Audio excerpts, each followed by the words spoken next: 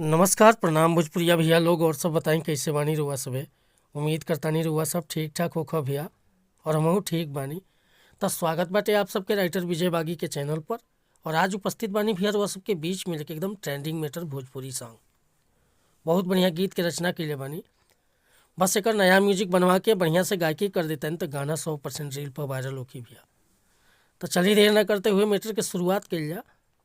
कैसे गीत के गावे के बा, का एकर धुन बा, का लय बा। लेकिन वीडियो स्टार्ट करे से पहले भी एगो बात बतावल चाहब। रउआ अगर नया सिंगर बानी या सिंगिंग में इंटरेस्ट बा, अच्छा मीटर के तलाश में भटकतानी, बढ़िया गीत नहीं मिलत, सही तुकबंदी नहीं मिलत या मन पसंद के मीटर नहीं मिलत, तब भैया अगर हमारा चैनल पर आ गए बानी तो सबसे पहले चैनल के सब्सक्राइब कर ली, बेल आइकन प्रेस कर ली, ताकि हर रोज़ रुआ के नया नया मीटर सुने के, देखे के और गावे के मिलत रही भैया। आज के मीटर वाकई ज़बरदस्त बाटे।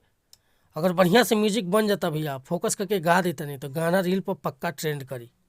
तो रुआ अगर कोनो प्रकार के मीटर लिखवाओगे बा, हिंदी में, भोजपुरी में, ट्रैक पर, नया सॉन्ग, कोनो भी प्रकार के गीत लिखवाओ तो रुआ संपर्क कर सकीले। बिल्कुल उचित चार्ज पर रुआ के फुल गाना व्हाट्सअप के जरिए मिल जाई। नंबर हमारे डिस्क्रिप्शन में बाटे।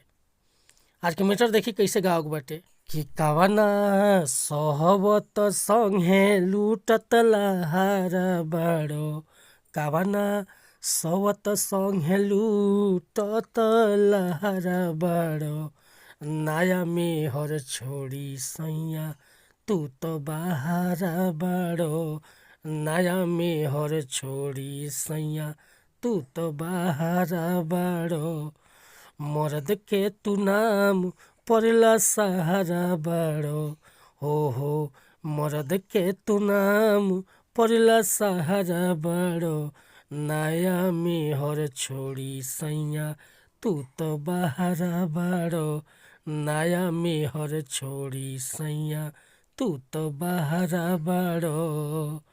तो भैया ये मुखड़ा लेकर हुआ सबके बीच में उपस्थित रहनी है।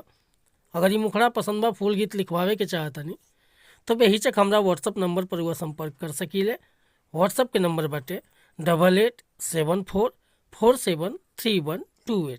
कोनो प्रकार के मीटर लिखवाओ खोखे, चाहे नया म्यूजिक बनवाओ खोखे, बेहिचक रुआ कॉल या व्हाट्सअप कर सकता नहीं। बिल्कुल उचित चार्ज पर हुआ के गाना, बिल्कुल उचित चार्ज पर हुआ के म्यूजिक मिल जाए। वीडियो पसंद आई तो लाइक करब, कमेंट करब। आ चैनल पर अगर पहली बार आए भैया तो रिक्वेस्ट बा चैनल के सब्सक्राइब कर ले। मिला तानी फिर से अगला वीडियो में कुछ नया गाना के साथ, तब तक अनुमति चाहता नहीं। नमस्कार प्रणाम धन्यवाद भैया। जय हिंद, जय भारत, जय भोजपुरी समाज।